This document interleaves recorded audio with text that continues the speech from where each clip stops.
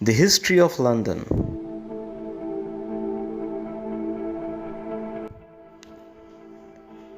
The capital city of England and the United Kingdom extends over 2000 years. In that time, it has become one of the world's most significant financial and cultural capital cities. It has withstood plague, devastating fire, civil war, aerial bombardment, terrorist attacks, and riots. The city of London is the historic core of the Greater London metropolis and is today its primary financial district, though it represents only a small part of the wider metropolis.